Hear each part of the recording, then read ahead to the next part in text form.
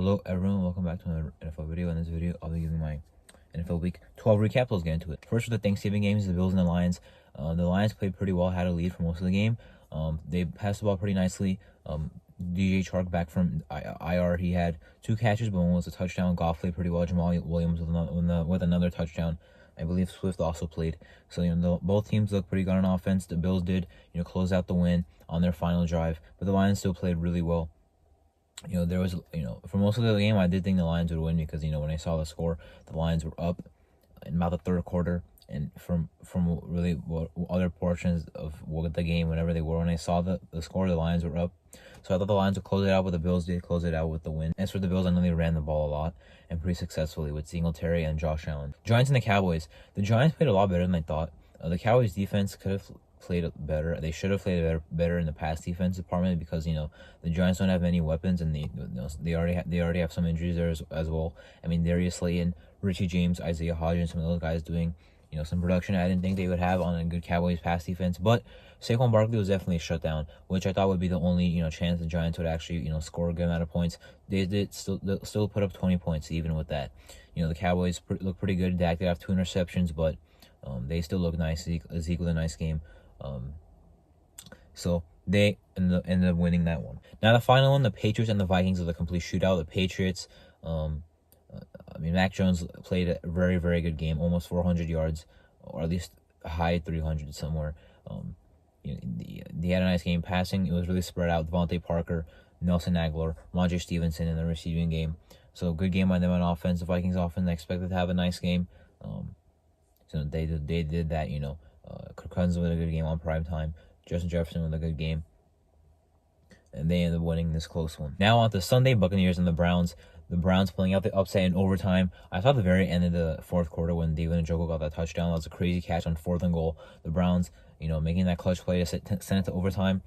They got to stop at the end of the fourth quarter as well because I saw the Bucs got the ball with a chance to do something. Couldn't get in the field goal range after a pretty nice play to Godwin. Or maybe it was Julio, actually. It was Julio that caught the ball. But then they still lost in overtime. Chubb played pretty well, it looks like. Brady played pretty nice, honestly. Chris Godwin had a very big game. Outside of that, I'm not sure who really produced on the Bucs offense. I'm pretty sure both Mike Evans and Julio Jones had 3 catches for somewhere in the 30s for yards. So as for the Browns, Brissett didn't play bad this season. His time as a starter is now over with Watson coming back, unless Watson gets hurt or there's more legal trouble. But Brissett did not play that bad. He played like the same journeyman QB he's been his whole career. And who knows, maybe he did enough to get another NFL contract next year. Bengals and the Titans. The Bengals did win. That was not what I predicted. I thought the Titans would win. Why? Derrick Henry got shut down. That's pretty much why the Bengals won. This game played out exactly like the playoff game between the Bengals and the Titans, with Derrick Henry not playing well being the X factor. That's what the Titans offense. That's how the Titans would have won the game. But that's how the Bengals ended up winning it, by stopping Derrick Henry, the biggest factor in the whole game for both teams. He did not play well. Now Tannehill played pretty nice himself. Burrow, I don't think his completion percentage was that good, but I think he still put up some yards, and I believe at least 1 touchdown. I think T. Higgins had a good game, but Tyler Boyd did not really have a good game. I know Jamar Chase was out again, and Mixon still being out. Samaje Perine did not look good running the ball this week. I think last week did, but this week not exactly. But the Bengals win the low scoring game. Texans and the Dolphins. I did think the Dolphins would, win a little bit more. Now they were up a lot bigger, and then I know the Texans got a touchdown, make it 30-15. But really, I guess it was 3 possessions, late in the fourth quarter, or at least until the Texans got that touchdown. So the Dolphins still dominated, but not as much as I thought. Tyreek Hill, Jalen Waddle, good games respectively, but I thought at least one of them would dominate in the game. Not exactly. The Dolphins come out of there with an easy win. Bears and the Jets. With Fields not playing, any chance of the Bears winning pretty much disappeared. I did pick the Jets, but I did kind of think maybe there's a chance the Bears would win. But the Jets end up winning by a lot. Mike White looked really good. That was just an extra factor, really. I thought without Fields, the Bears offense would not do anything on the very good Jets defense. With Fields, I thought they would have a good chance to do something good on the very good Jets defense. But with him not playing and the Jets offense looking very good, the Bears do not stand a chance. Falcons and the Commanders. Heineke played a very Taylor Heineke game. So the stats were not great. Completion percentage was not good. Under 200 yards, no touchdowns, but also no picks. Played a clean game. They won. Brian Robinson Jr. had a real good game. I'm not a hater of his, of course, but I have, talked negatively about how he's been playing. This game, he had a very good game. Lower scoring Marcus Mariota did a Marcus Mariota kind of game. They didn't have many, receivers. I feel like kind of like I know Zacchaeus had a nice game. I believe five catches for 95 yards. Besides that, there wasn't not really much going on. I think the next highest is like 30 yards or 20 yards by Drake London on 2 catches. I'm not sure how Patterson played for the Panthers. I'm sorry, the Falcons. And then same thing for the Commanders. Not much in the passing game, but most of their offense was running the ball. That's how they got it done. Regardless, kind of a lower scoring game at 19-13, but the Commanders did win. Broncos and the Panthers. I shouldn't be surprised that the Panthers won. I am a little bit, I guess, because I had to pick the Broncos. When Baker Mayfield does not start for the Panthers, they actually play pretty well. Most importantly, DJ Moore plays pretty well. Well, I guess not more importantly, but specifically, DJ Moore plays well when Baker Mayfield is not the starting quarterback. Darnold came back, did not have a very amazing game. I can't say he had a bad game either. He went out there, did his okay thing. He's not gonna be. I mean, he'll probably start. He is starting against the Seahawks Week 14 after the bye week, but he's not gonna have some resurgence in his career or this season. But we'll see what he can do in the other games he starts. As for the Broncos, Hackett might get fired soon. Russ is very bad. Their offense is pretty bad. Their defense, I don't think even held up that well in this game. Dante Foreman went off after having a bad week last week. So good win by the Panthers. Ravens and the Jaguars. The Ravens absolutely choked this win. The chance to win. It was a pretty close. I think it was a pretty low scoring game. At the beginning, and then the Ravens started piling on points to give them a 2-possession lead with 6 minutes or 5:59 left in the fourth quarter before the Jaguars went and won the game. Zay Jones went off. Christian Kirk, had 4 catches for 46 yards. He was solid. Trevor Lawrence was very, very exceptional. Lamar, that was a pretty bad performance, to be honest with you. Deshaun Jackson had a pretty nice catch, a big one. He had two on the game for 74, but had that one big catch. But Ravens defense, their offense definitely sold. That's pretty much what happened. That was happening in all the games, all the leads they've blown. But their defense also did not look good in the clutch. Marcus Peters getting beat multiple times. Marvin Jones having a clutch touchdown. I believe they went for 2 to give them a lead. I'm not sure if they did. I think they did go for 2 to take the lead. Definitely another game later did do that. But anyway, I think they went for 2 to win the game. To take the lead. Justin Tucker's 67-yarder was short. I'm pretty sure the Ravens had hoped that he would actually make that, as he made a 66-yarder last year, week 3 against the Lions. So Ravens blew another lead. They still have a pretty nice record, but the Jaguars are showing the improvement on their new head coach, Doug Peterson. Now, Chargers and the Cardinals. As I mentioned, the 2-point conversion was in this game. The Chargers won the game. The Cardinals started out pretty nice, actually. DeAndre Hopkins having a really nice touchdown on the Chargers defense. Kyler played pretty nicely. The Cardinals offense played pretty well. The Chargers defense is not, really what it was expected to be. Although it's kind of what I expected it to be. I didn't think it'd be very good. But their offense looked good. DeAndre Carter with a good game. Keenan Allen with a good game. Eckler had a lot of receptions, not many yards. Herbert, really good game, if I didn't already mention that. So, good game on offense by both sides. So the Chargers win the close one. Gutsy call to go for 2, but Brandon Staley is known to be an aggressive head coach. Raiders and the Seahawks, probably the game of the week. I guess Sunday night was good as well. Some other games, like the Thanksgiving finale of Patriots Vikings, but this is definitely one of the best. It went into overtime. Both teams with some chance to win in the fourth and in overtime. Well, I guess the Seahawks definitely had a chance to win in overtime. They ended up punting the Raiders, and then missed a field goal. Then the Seattle punted in overtime, and then the Raiders got that one play for 86-yard touchdown to Jacobs. Now the crazy thing is the first half, the full first quarter and half the second quarter, Jacobs was actually having an ineffective game. He had 8 rushes for 22 yards.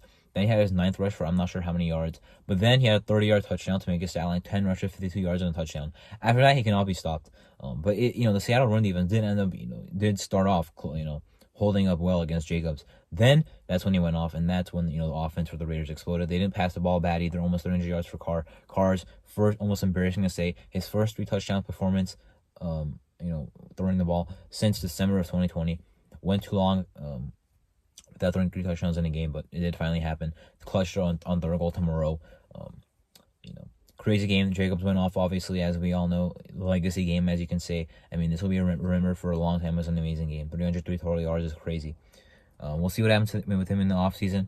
To be honest, I don't think the Raiders will want to bring him back because they don't. This Patriots scheme that they have does not like paying running backs, and they also have a lot of guys on the books for a lot of money. Adams, Carr, Crosby, Waller, Renfro, Chandler Jones. So I'm not sure if they'll even be able to afford him really, but we'll see what happens in the offseason. Maybe he gets franchise tagged. Regardless, Seattle defense played pretty well, pretty bad. Sorry, Their offense played pretty nicely though.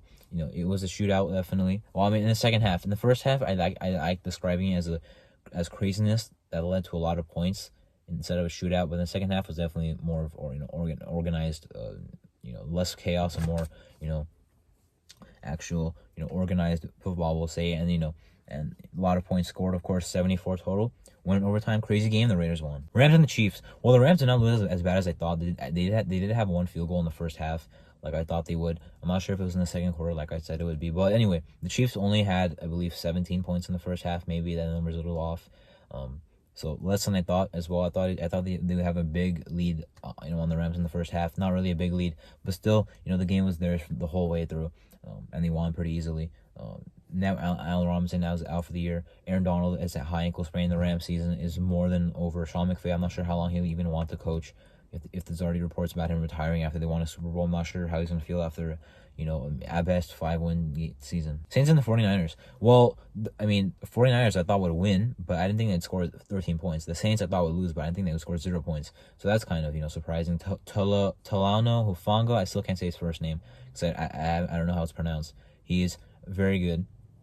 Very good game. San Francisco's defense with a very good game. The Saints, again, I thought they would score at least some points. And the 49ers, of course, I also thought would score more points. Elijah Mitchell injured again. Out 6 to 8 weeks. It's not as bad as the injury he suffered earlier, is what I've heard. The one he suffered earlier this year, but still unfortunate. But pretty much a boring game, and that's it. The 49ers did win. Now a game that was not boring. Sunday night, Packers-Eagles. 40-33. Rodgers did not really play that good, and then he got hurt. Now Jordan Love came in and he played pretty well. So if Rodgers' injury is like somewhat lingeringly bad, I assume the Packers would actually try and play Jordan Love over him, just because Aaron Rodgers being there for so long already kind of has a leverage of like, if you bench me, I'm going to be very upset. But if the Packers can find some excuse with the injury that he suffered and say, well, we should sit you for a week, they probably will, because he's played bad. And Jordan Love looked good, and even though he has 1 year left on his rookie contract after this year, and the 5th year option, he still is a guy that they drafted to take over for Rodgers. So, maybe it comes now. Maybe that's the time. Rodgers has not played well this year. Although there's no way they get him off the team. His cap hit will be too much. I'm not sure about his cap hit, but they paid him $50 million, so they'll definitely keep him next year. But they still have Jordan Love, so they're trying to figure out what they have there. Regardless, Eagles ran the ball like crazy. Hurts 157 rushing yards. Passing the ball, a nice game as well, but rushing is where he really got it done.